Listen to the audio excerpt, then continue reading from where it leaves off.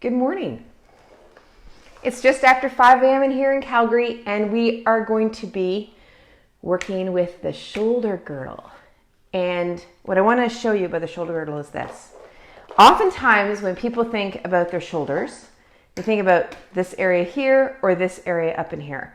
So when we're looking at the shoulder complex, we can see we have the arm bone, we have the shoulder blade, we have a rib cage, and then you can see sort of on the front end here is the collarbone. And there's many attachments here, but I want you to understand that in order to bring our arm up overhead, there's this little piece here called the glenoid fossa, and that glenoid fossa has to be pointed upwards, which means that this shoulder blade needs to be moving into an upward rotation when we bring our arms over our head. If that's not happening, then we're going to find other ways of compensating, like poking our ribs out or elevating our shoulder blades or doing something else to get them up. And we're not going to improve how that blade really functions. So today I want to play around with a few different things that I'm not specifically going after this blade at all, but I want to help you become aware of and get a feel for what's going on inside that shoulder area. Because there's such a correlation between shoulder function and neck, shoulder function and elbow, shoulder function and wrist, and even down through to the You.ll, down into the SI joint, down through to the legs and the knees. I've had lots of people free up their shoulders and their hamstrings free up. So there's such a correlation to all of it. So let me put stand away. I'm going to head back. You need a strap and a chair to sit on, and let's get rolling.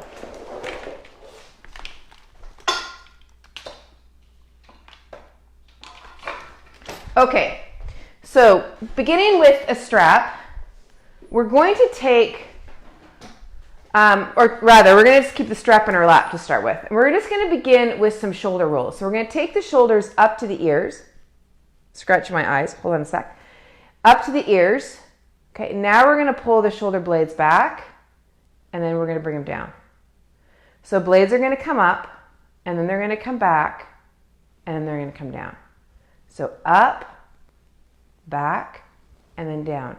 Now do your best to pay attention to, this is up, this is the elevation, and then straight back. So notice if you start to get anything else up here happening as you bring the blades back and then down, okay? And then as you're bringing them down, notice if you want to use your lower back to kick in, right? And so try not to do that. Be as light as you can with letting your blades come back down your back, and notice if you want to use your back. See, this is what's really interesting, is that I recently finished up a private series with somebody who had a bunch of You.ll issues, and the thing that was really the thing for her that freed it up was her blades, her shoulder blades, because she was pulling down so hard with her blades that she was utilizing her lower back to do the work. So once she freed that up, once she saw that that correlation, she was able to free it up. But she had no idea that she was doing that at all.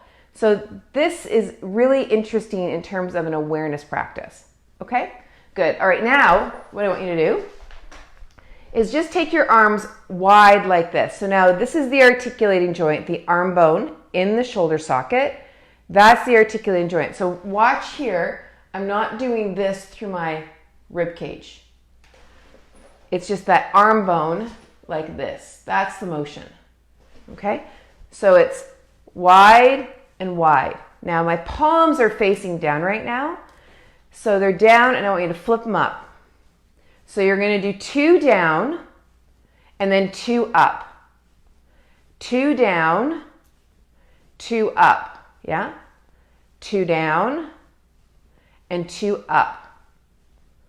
2 down and up. Yeah? Good. So now we're going to breathe out and out. Out and out. Could be through the mouth, or it could be through the nose.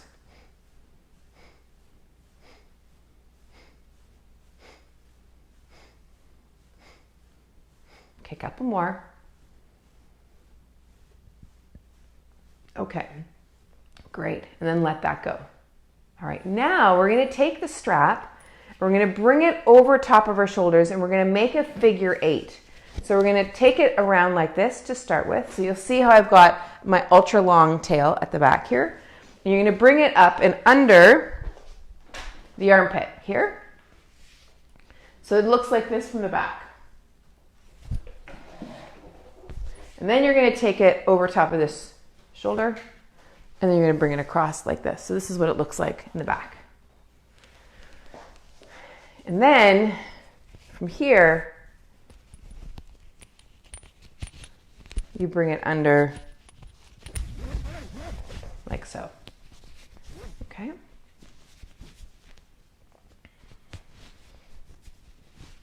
Okay, now the buckle, I'm sliding that buckle all the way to the middle of my back. Okay?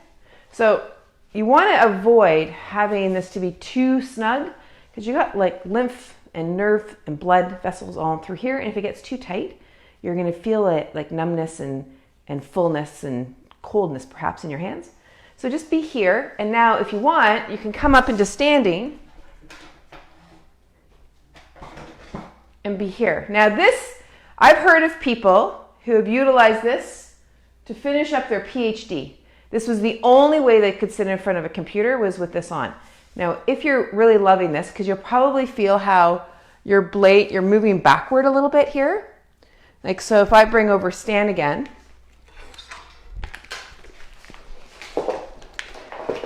the strap is coming around the coracoid process here, and it's helping bring all of this generally this way, this direction.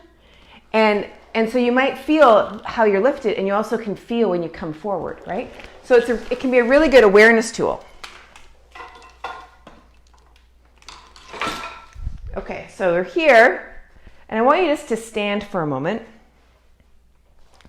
and bring your legs wide and rotate your leg bones out. And let's just come into a small goddess and just notice what your shoulders and your ribs are doing. So this is when it becomes really interesting to play with other joints further away from where we're actually working to see the relationship of what you now want to do up in here. Because a lot of times what's contributing to what we feel is what we're not feeling. So noticing this becomes really interesting. And do you want to do this? Do you grip? Are you holding in through that rib cage or anywhere in your abdomen?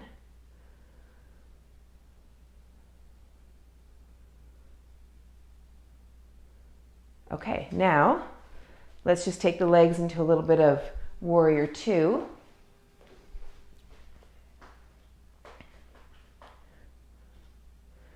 Good, and then notice, were you like lifting your shoulders? I actually felt myself lift my shoulders a bit to get into it. So notice, were you doing any lifting there to come into the position?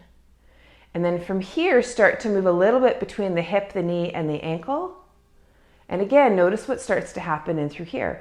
What I love about doing triangle is that it's a connection between the pubic bone and your nose and the movements through the hips, but how our shoulders are and what we do in our rib cage can become very revealing in terms of how we hold ourselves and our habitual movement patterns. Okay, so we're now rotating the leg bone in the hip socket.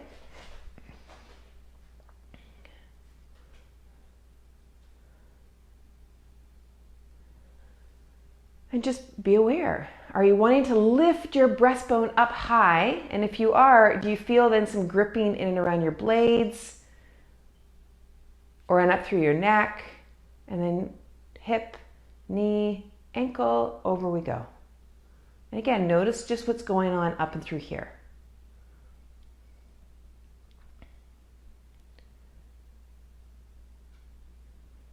What's so lovely about the shoulder girdle, it's very different than the pelvic girdle, is that this is really a way that we gesture and emote.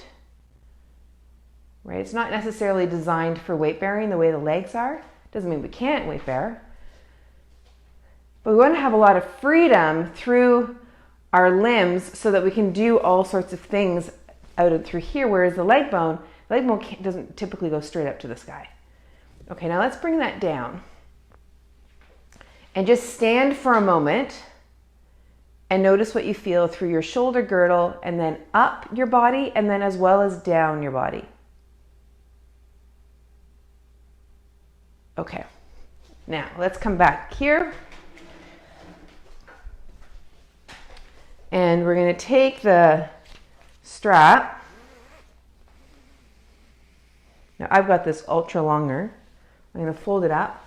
I'm going to bring my arms up over my head. I'm going to circle the arms up. Now you might need to be here. So just notice what it is that you feel and really connect into the sensation that is you're aware of. And then also notice in your screen if you want to do something like this with your ribs, or if you're gripping with your hands or anything clunky or clicky. The idea is to build the smooth range of motion, right? We want smooth so we can continue to have smooth. If we move in a ratchety range of motion, we'll typically build more ratchety, right? If you move in a tension-filled range of motion, you'll typically build tension. If you move in a compensatory way, you'll build compensation. Okay, so now we're going to take the arms down for a sec, take a breather. The next movement is interesting, it's awesome, but you've got to pay attention to your head. So we're going to have the arms up and we're going to take the strap down so it just comes onto either, like just in behind your eyes is the furthest that you'll go. Okay? And then bring the arms up. Now what we're looking at here from this side is bringing the arms back. So the arm has to come into a bit of movement this way behind the head and then come on back. What we want to avoid is the head coming forward in order to bring the arms back. So that's the tricky part. So the distance you can go here as you move is only as far as your head's not coming forward. So first of all, check. Can you bring your arms back a little bit behind the ears?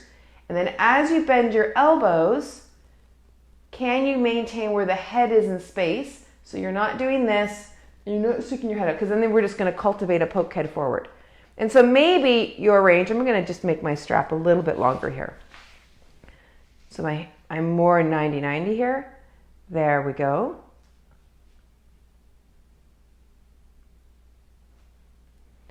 And again, you might be here. You might be up here. Pay attention to what you feel in your elbow, in your shoulder joint, through your belly.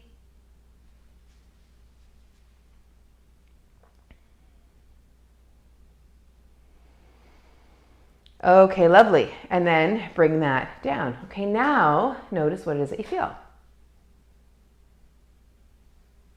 Okay, now let's bring the arms back up. This time, I'm going to take this arm here. This is my right arm. And I'm going to pull my right arm. Hold on. I can't look at the computer. I got to pull my right arm so that the left arm follows along. So this arm is the driving force and the other arm is along for the ride.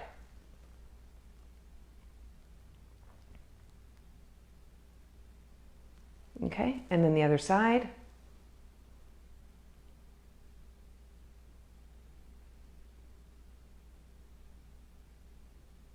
Lovely. Okay, good. And then come back down. Now let's check in to see what's going on with your blades. So shoulders come up and then come back and then down.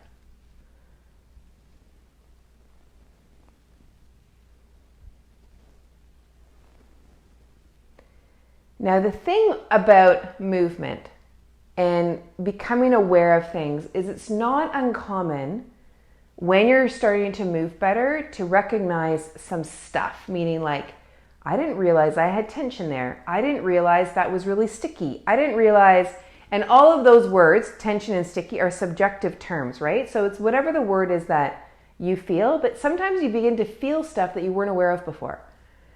So just take a peek at your computer and notice, or your screen, and notice just has your movement shifted at all? And what else you notice from a sensation perspective.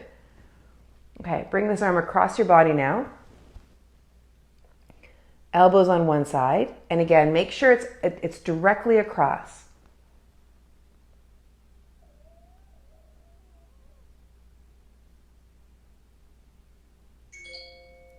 And then other side.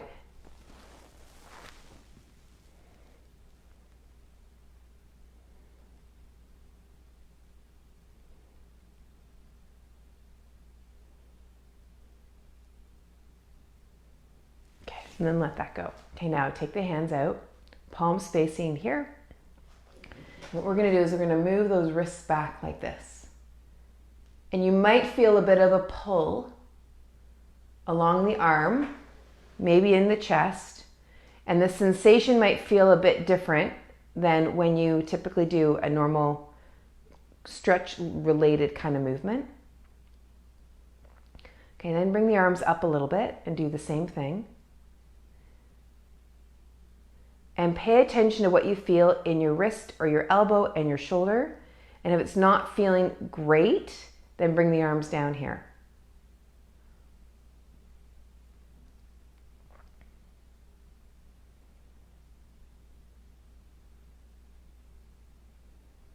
Okay, good. And then bring the arms back. Okay, now we're going to take the strap again and we're going to loop it up like this and have the loop be about shoulder width apart. Okay? And then coming up into standing,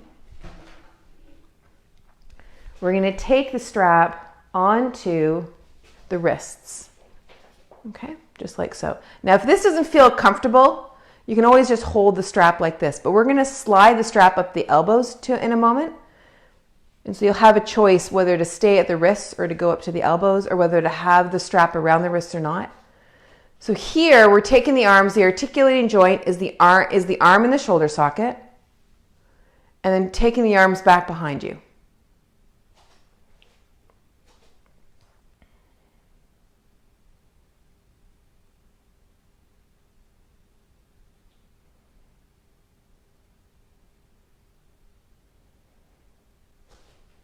So you want to be conscientious that you're not sticking the ribs out, but that you're also not kind of pulling those ribs in. Just notice how far back you go without that happening.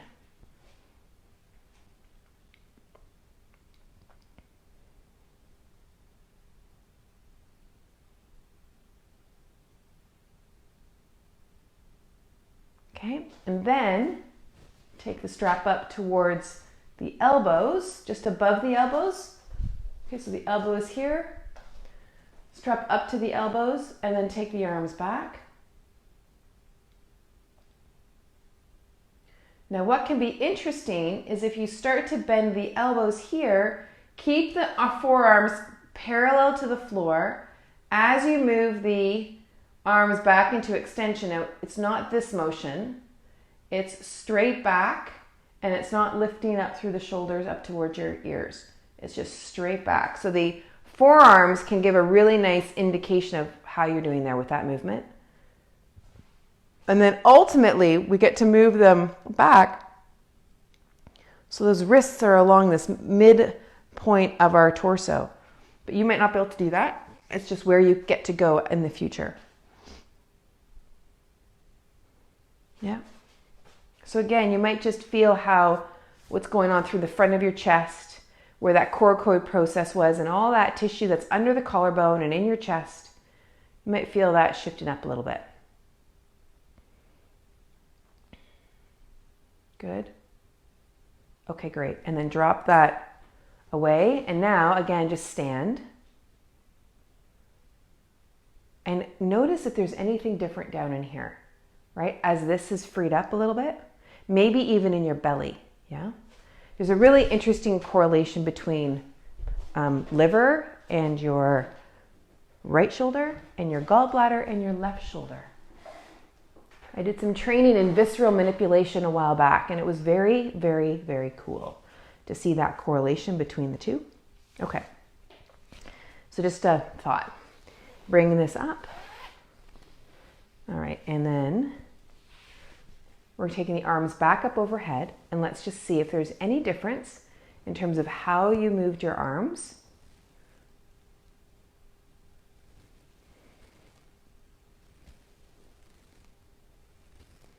Yeah, okay, and then with the strap down, bringing the shoulders up and coming into some shoulder rolls, is there any difference in terms of how you're coming up, pulling back, and then down?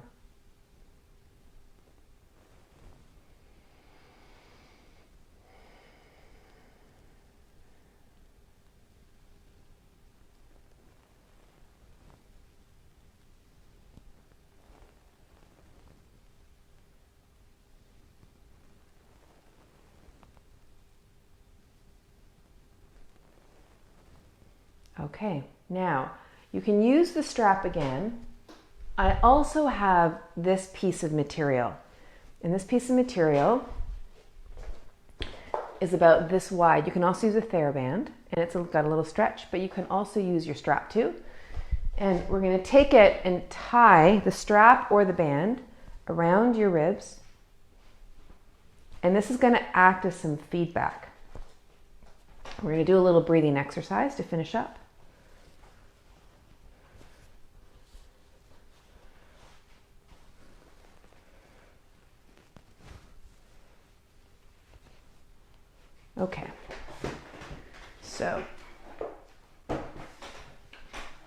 Okay, so now you're here, and now I want you just to notice yourself breathing.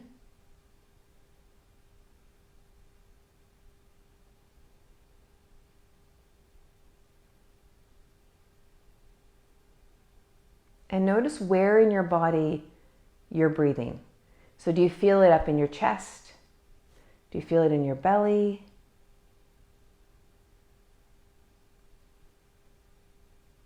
And now, without increasing the volume of your breath, direct the breath out towards here. The reason I say don't increase the volume is because if you increase the volume, everything's going to move more. So if you have the breath here, or both, then just think about, okay, instead of bringing the breath here, take it out to here. So let the ribs move into the strap. Keep all this relaxed up through here.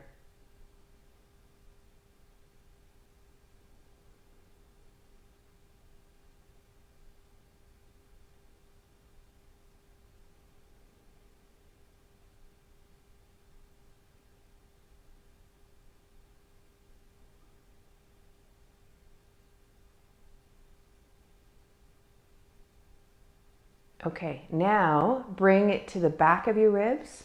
So now think about bringing the breath back this way. This gets a bit tougher. Mostly I think because people don't think about their back in this way.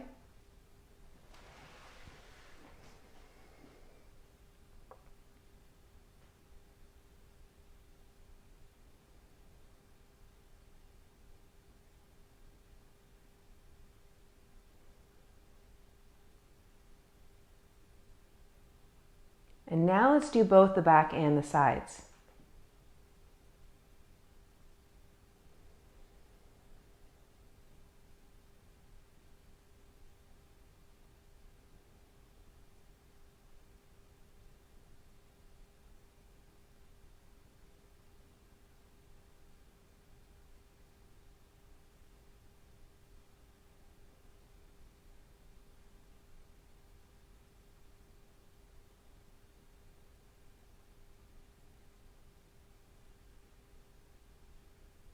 Okay, now let the strap go and let your normal natural breathing arise.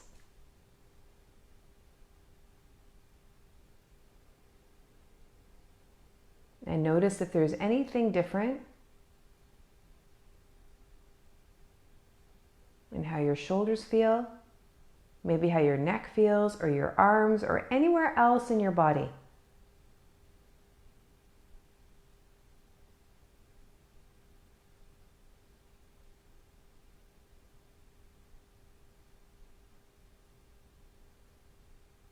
Okay.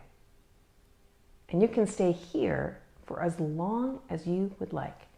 When you're ready to move, take another 5 breaths.